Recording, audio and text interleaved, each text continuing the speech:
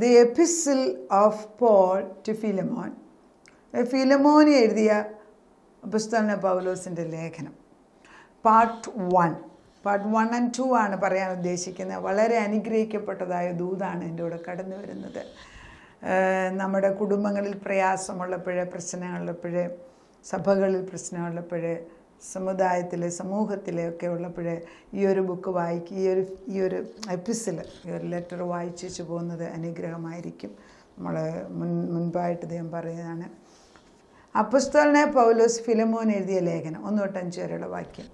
ക്രിസ്തുവേശുവിൻ്റെ ബദ്ധനായ പൗലോസും സഹോദരനുമായ തിമോഥെയോസും ഞങ്ങളുടെ പ്രിയനും കൂട്ടുവേലക്കാരനുമെത്തി ഫിലമോൻ എന്ന നിനക്കും സഹോദരിയായ അപ്പിയേക്കും ഞങ്ങളുടെ ഭടനായ അർക്കിപ്പോസിനും നിൻ്റെ വീട്ടിലെ സഭയ്ക്കും എഴുതുന്നത്.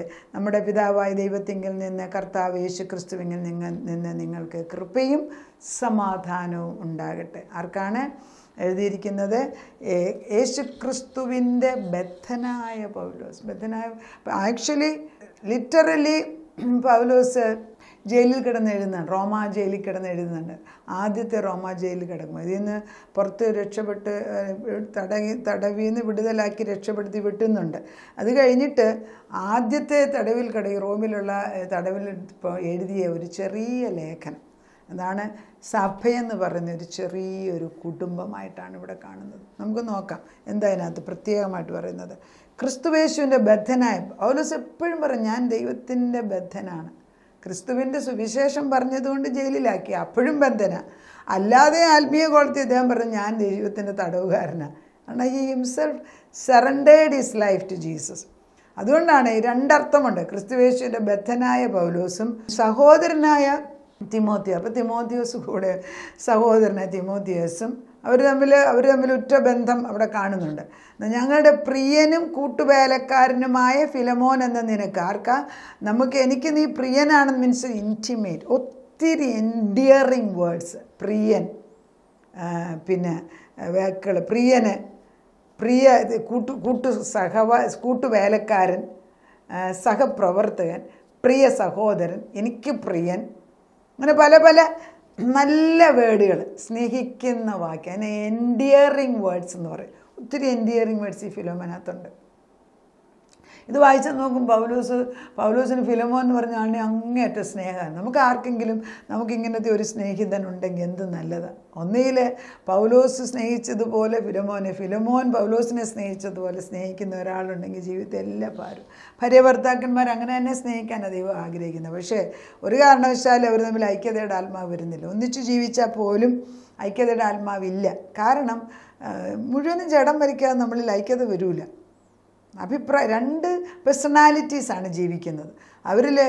ആരിൽ ഒരാളിലെങ്കിലും കൂർത്ത ഒരു സ്വഭാവം ഉണ്ടെങ്കിൽ അത് മതിയെ കൊടുത്ത് സമാധാനം നശിപ്പിക്കാൻ. അതുകൊണ്ട് വളരെ ശ്രദ്ധയോടുകൂടി നമുക്ക് ഈ വചനം കേൾക്കാം. കർത്താവ് പറയുന്നത്, എൻ്റെ കൂട്ടുവേലക്കാരനെ ഫിലമോൻ എന്ന നിനക്ക്. ഫിലമോൻ പൗലോസിന് കൂട്ടുവേലക്കാരനായിരുന്നു. അതുപോലെ തന്നെ അദ്ദേഹത്തിൻ്റെ ഭാര്യയാണ് അപ്പയെന്ന് പറയുന്ന ഈ ഫിലമോൻ്റെ ഭാര്യ. പിന്നെ സഹഭടനായ അർക്കിപ്പോസ്, അദ്ദേഹത്തിൻ്റെ മകനായിരിക്കണം, ഫിലിമോൻ്റെ മകന്. നിൻ്റെ വീട്ടിലെ സഭയ്ക്ക് എഴുത്. ആർക്കെഴുതുകയാണ്? വീട്ടിലെ സഭ. വീട്ടിലെ സഭ എന്ന് പറയുമ്പോൾ എത്ര പേരുണ്ട്? അപ്പനെ, അമ്മ, അതുപോലെ മകനെ, 3 പേര്, പിന്നെ 2-4-5 പേരുടെ, ആ കൂടെ 5-6 പേരേ ഉള്ളൂ ഒരു സഭ. അന്ന് കാലത്ത് ഒരു സഭയെന്ന് പറയുന്നത് എത്രയേ ഉള്ളൂ. നമ്മളീ കാണുന്ന പോലെ 1000 പേരും 2000 പേരും മെഗാ ചേർച്ചൊന്നും അന്നില്ല. അതിൻ്റെ ആവശ്യമുണ്ടെന്ന് എനിക്കും തോന്നുന്നില്ല. അന്ത്യകാലത്തെ സഭകളെല്ലാം ചെറിയ ചെറിയ ഗ്രൂപ്പായിട്ട് മാറും.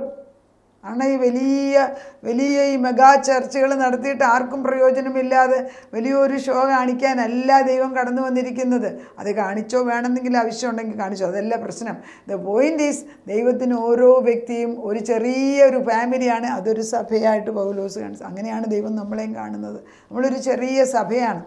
നമ്മൾ എവിടെ 4-5 പേർ ഒന്നിച്ചു കൂടിയോ അവിടെ ഒരു സഭയായിട്ട്. കർത്താവിൻ്റെ മണവാട്ടികളാകേണ്ടിവരാ നമ്മൾ ഓരോരുത്തർ.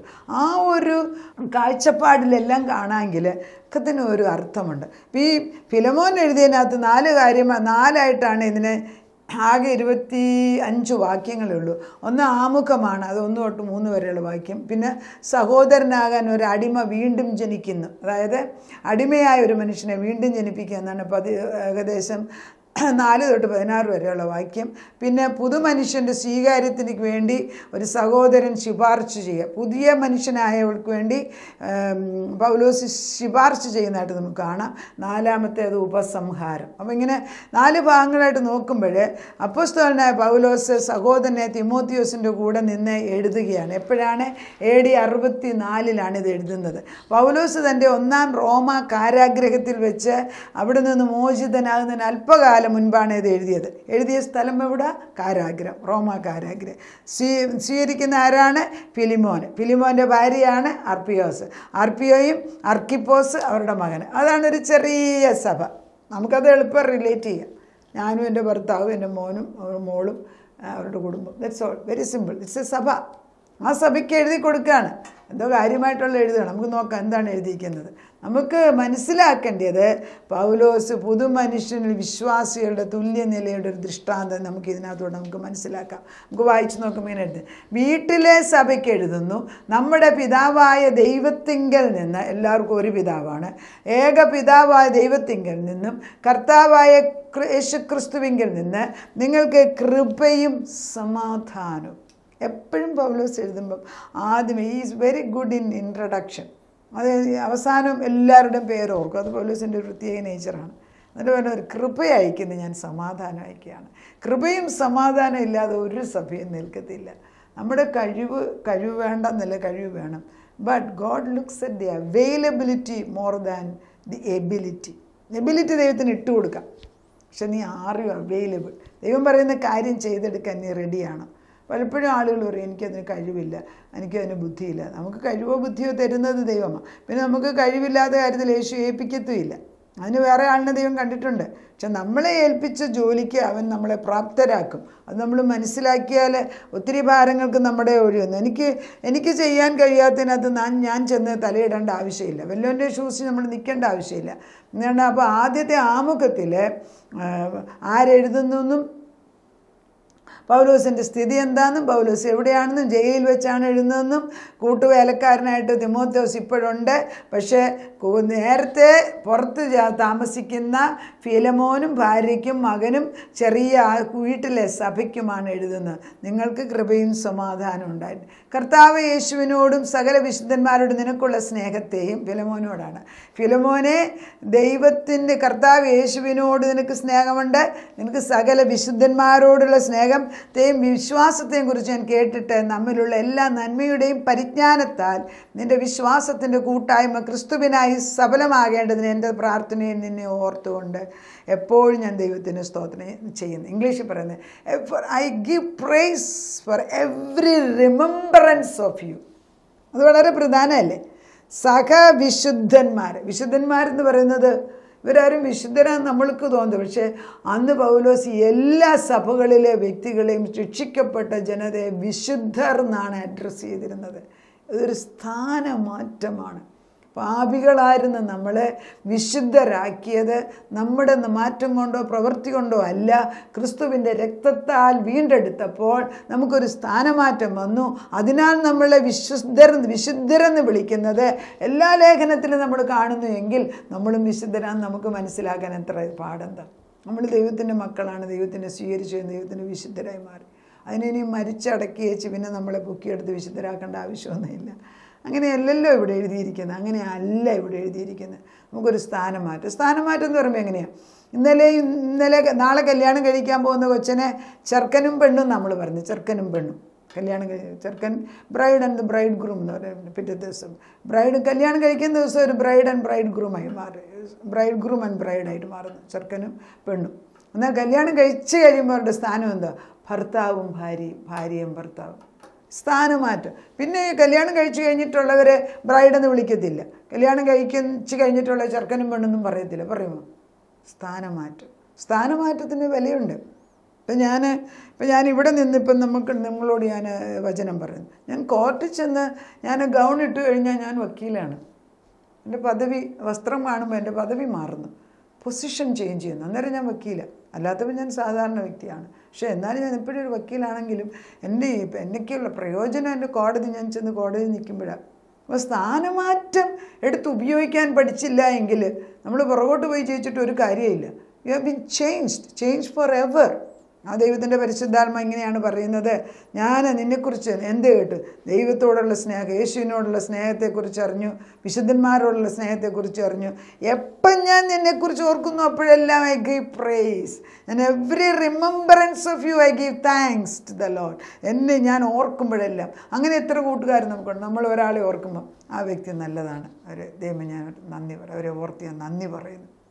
അത്ര കൂട്ടുകാരുണ്ട്. എത്ര ഭർത്താക്കന്മാരങ്ങനെ പറയും, എൻ്റെ ഭാര്യ ഓർത്ത് ഞാൻ നന്ദി പറയുന്നു. എത്ര ഭാര്യ പറയുന്നു, എൻ്റെ നല്ല ഭർത്താവിനെ ഓർത്ത് ഞാൻ നന്ദി പറയുന്നു, മക്കളെ ഓർത്ത്. Change the talk, change our concept. എല്ലാ ഏരിയയിലും എല്ലാവരിലും നന്മയിട്ടാണ് ദൈവം സൃഷ്ടിച്ചിരിക്കുന്നത്. കർത്താവ് നോക്കുമ്പോൾ നമ്മളിൽ ബലഹീനത കാണില്ലെന്ന് ഞാൻ പറയുന്നില്ല. ബലഹീനതയെല്ലാം കർത്താവിൻ്റെ രക്തം കൊണ്ട് കഴുകി വെച്ച് വിശുദ്ധരാക്കി പിതാവിൻ്റെ മുമ്പിൽ എന്ന് നിർത്തുമ്പം നമ്മൾ ആ പദവി അലങ്കരിക്കണമെങ്കിൽ കൂടുതൽ ദൈവത്തിൻ്റെ സാന്നിധ്യം അടുത്തറിയണം. നിർബന്ധ ദൈവത്തിന്. കർത്താവ് അടുത്ത് പറയുന്നത് എന്താണ്? ഞാൻ I remember you and I praise God for every remembers. അത് ഇംഗ്ലീഷിലാണ് ഇച്ചിരി കൂടുതൽ. എൻ്റെ പ്രാർത്ഥനയിൽ നിന്നെ ഓർത്ത് എപ്പോഴും എൻ്റെ ദൈവത്തിന് സ്തോത്രം ചെയ്യുന്നു. ദൈവം നിന്നെ ഓർക്കുമ്പോൾ കർത്താവെ നന്ദി സ്തോത്രം. കാരണം ആ ഒരു വ്യക്തിയോടുള്ള സ്നേഹമാണ്. അപ്പം നമുക്ക് നമ്മുടെ മക്കൾ, സ്നേഹമുള്ള മക്കൾ വീട്ടിലോട്ട് വരുമ്പോഴത്തേക്കും നന്ദി സ്തോത്രം. പ്രത്യേകിച്ച് കൊച്ചുമക്കളും നമ്മുടെ പിന്നെ ഹൃദയം അങ്ങ് സന്തോഷം കൊണ്ടങ്ങ് നിറയും. കാരണം ഈസ് ആൻ അൺകണ്ടീഷണൽ ലവ് ആണ്. മക്കളുടെ ആകുമ്പോൾ ഇച്ചിലൂടെ എക്സ്പെക്റ്റ് ചെയ്യും സംതിങ്. അതുപോലെയാണ് ദൈവം നമ്മളെ സ്നേഹിക്കുന്നത്. പിന്നെ സ്വർഗത്തിൽ കൊച്ചുമക്കളൊന്നും ഇല്ല കേട്ടല്ലോ, മക്കൾ മാത്രമേ ഉള്ളൂ. Everybody is equal before the living God. ആ ഒരു പദവിയിലോട്ട് കയറുക ദൈവം നമ്മളെ ആഗ്രഹിക്കുക. എന്നിട്ട് കർത്താവ് പറയാണ്, ഹൃദയം തണുപ്പിക്കുന്ന അടുത്ത വാക്യം, എൻ്റെ ദൈവത്തിന് സ്തോത്രം ചെയ്യുന്ന സഹോദര, വിശുദ്ധന്മാരുടെ ഹൃദയം നീ തണുപ്പിച്ചത് നിമിത്തം നിൻ്റെ സ്നേഹത്തിൽ എനിക്ക് വളരെ സന്തോഷവും ആശ്വാസവും. ഹൃദയം തണുപ്പിക്കുക, it's something to be done from inside. അകത്തുനിന്ന് സന്തോഷിപ്പിക്കാൻ ഒക്കുന്നുണ്ട്. മറ്റുള്ളവരെ ഓർമ്മയിലേക്ക്, അവരുടെ ഹൃദയത്തിനകത്ത് തണുപ്പ് വരുത്തത്തിൽ സന്തോഷം ചെയ്യാൻ. Take time to do such things. ഇന്ന് മുതൽ നമ്മളൊരാളെ ഓർക്കുമ്പോൾ അവരെ ഒന്ന് വിളിച്ചൊന്ന് എന്താണ് എനിക്ക് നിങ്ങളെ വിളിക്കാൻ തോന്നി, അതുകൊണ്ട് ഞാൻ വിളിച്ചാണ്. Everything all right. ചിലപ്പോൾ 5 മിനിറ്റ്, ചിലപ്പോൾ 2 മിനിറ്റ്, ചിലപ്പോൾ 1 minute. Talk to them, show consideration, take effort to do that. ആരോഗ്യമില്ലെങ്കിൽ പറ, എനിക്ക് വിളിക്കാൻ എപ്പോഴും ഒക്കുന്നില്ല, പക്ഷേ ഞാൻ ഓർക്കുന്നുണ്ട്, ഞാൻ എപ്പോഴും പ്രാർത്ഥിക്കുന്നുണ്ട്. നമുക്കറിയാവുന്ന ഡാഡിയുടെ ഒരു കസിനോട് സുഖമില്ല, എപ്പോഴും പോകാനൊക്കത്തില്ല. Because they need rest also. അപ്പം പലപ്പോഴും നമ്മൾ എല്ലാ ദിവസവും വിളിക്കാതെങ്കിൽ നമ്മൾ ഓർക്കും, പ്രാർത്ഥിക്കും. അതിനൊക്കെ ഒരു ഇഫക്റ്റ് ഉണ്ട്. For every remembrance of you I am thankful to God. അങ്ങനെ ഒരു ഫിലിമോനാണോ നമ്മൾ? നമുക്ക് പ്രാർത്ഥിക്കാം. അതാ ജയിലിൽ കിടന്നുകൊണ്ട് പൗലോസ് എഴുതുകയാണ്, നീ എൻ്റെ ഹൃദയത്തെ തണുപ്പിക്കുന്നവനാണ്. നമ്മളെക്കുറിച്ച് ആരെങ്കിലും അങ്ങനെ പറയുക വെച്ച, നമ്മുടെ മക്കളെക്കുറിച്ച്, നമ്മുടെ ഭർത്താക്കന്മാരെക്കുറിച്ച്, നമ്മൾ അറിയുന്നവരെക്കുറിച്ച് നമ്മുടെ ഹൃദയം തണുപ്പിക്കുന്നവനാണെന്ന് ആരെങ്കിലും പറയുന്നുണ്ട്? പൗലോസ് ജയിലിൽ കിടന്നപ്പോൾ അപ്പോസ്തലനായ പൗലോസ് സ്നേഹത്തിൻ്റെ ആധിക്യത്തിൽ എൻ്റെ പ്രിയനാണെന്നൊക്കെയാണ് വിളിക്കുന്നത്. അതൊരു കേൾക്കുമ്പം തന്നെ എന്തൊരു സന്തോഷം. അറിയാതെ ഫിലിമോനെ കണ്ട പോലെ തോന്നിക്കുന്നു. ഇത്ര നല്ലൊരു പുരുഷൻ അവിടെ ഉണ്ടായിട്ട് അദ്ദേഹത്തിന് ഒന്ന് കണ്ടാൽ കൊള്ളാം നമുക്ക് തോന്നിക്കുക. അത്ര സ്നേഹമാണ് എഴുതുന്നതിനകത്ത്. ഞാൻ എഴുതുന്ന എഴുത്തിൽ അങ്ങനെ വരുമോ? ഞാൻ പറയുന്നതിൽ അങ്ങനെ വരുമോ? മറ്റുള്ളവരുടെ നന്മ പറയുന്നത് ഞാൻ ശ്രദ്ധ കാണിക്കുന്നുണ്ട്. കുറവുണ്ട് കർത്താവേ. എല്ലാ ബലഹീനതയും മറന്നിട്ട് മറ്റുള്ളവരെ ക്രിസ്തു എങ്ങനെ കാണുന്നു എന്നുള്ള ആ സ്റ്റേജിൽ കണ്ട് പ്രാർത്ഥിക്കാനും അവരെ അനുഗ്രഹിക്കാനും തലമുറകളുടെ മേലെ അനുഗ്രഹം വരുവാനും നമ്മുടെ കൂട്ടുകാരിൽ, അവരുടെ കൂട്ടുകാരിൽ, പ്രവൃത്തി മണ്ഡലങ്ങളിലെല്ലാം ദൈവസാന്നിധ്യത്തെ കൊണ്ടുവരാൻ എനിക്ക് അവകാശം തന്നിട്ടുണ്ട്. അപ്പോസ്തലനായ പൗലോസ് ജയിലിൽ കിടന്നപ്പോൾ സഹായിക്കാൻ ദൈവമേ നീ തിമോത്തിയെ കൊടുത്തിരുന്നു. എന്തൊരു മനോഹര. ആരെങ്കിലും ഇല്ലാത്തപ്പം ഫിലിമോൻ നിൽക്കാനൊക്കാത്തപ്പം വേറൊരാളെ കൊടുക്കുന്നതായിട്ട് അടുത്ത പാരഗ്രാഫിൽ കാണുന്നുണ്ട്. അങ്ങനെ ദൈവം ഓരോ സമയത്ത് ചെയ്യുന്ന സ്നേഹവാനായ ഒരു കർത്താവ് ഞങ്ങൾക്കുള്ളത് ഞങ്ങൾ നിന്നെ സ്തോത്രം ചെയ്യുന്നു. നാഥാ, ഞങ്ങൾക്ക് വേണ്ടി എന്ത് ചെയ്യാൻ മടിക്കാത്ത ഒരു ദൈവം, കാൽവറി ക്രൂശിൽ തൻ്റെ വിശുദ്ധ രക്തം തന്ന ദൈവം, ആ സ്നേഹത്തിൽ നിന്ന് ഞങ്ങളെ മാറ്റല്ലേ. അതൊന്ന് പറഞ്ഞ് പഠിപ്പിക്കണമേ എന്ന് ഞങ്ങൾ പ്രാർത്ഥിക്കുന്നു. ആത്മാവ് റെഡിയാണ്, പക്ഷേ ജഡ എപ്പോഴും തടസ്സം നിൽക്കുന്നുണ്ട്. ഈ ജഡത്തിനെ ഒന്ന് ആത്മീയ ശക്തി കൊണ്ട് നിയന്ത്രിക്കണമേ എന്ന് പ്രാർത്ഥിക്കുന്നു. ഞങ്ങളെ ബലപ്പെടുത്തണേ. ഞങ്ങളുടെ തലമുറകളോട് കരുണ തോന്നണം. ഞങ്ങളുടെ കുടുംബങ്ങളിൽ ഫിലമോൻ ഉണ്ടാകാൻ ഇടയാക്കണം. നാഥൻ അത് ചെയ്യുന്നതിനാൽ സ്തോത്രം. പൗലോസ് എഴുതിയിരിക്കുന്നത് പോലെ ഞങ്ങളെ ഓർക്കുമ്പോൾ ദൈവത്തിന് സ്തോത്രം ചെയ്യത്തക്ക വിധത്തിലുള്ള ഒരു സമാധാനം ഞങ്ങളുടെ ഉള്ളിൽ കടന്നു വരട്ടെ. അവിടുന്ന് അത് ചെയ്യുന്നതിനാൽ നന്ദി. പ്രാർത്ഥന കേട്ട് ഉത്തരം തന്ന ദൈവത്തിന് നന്ദി. യേശു ക്രിസ്തുവിൻ്റെ പൊന്നുനാമത്തിൽ തന്നെ ആമേൻ.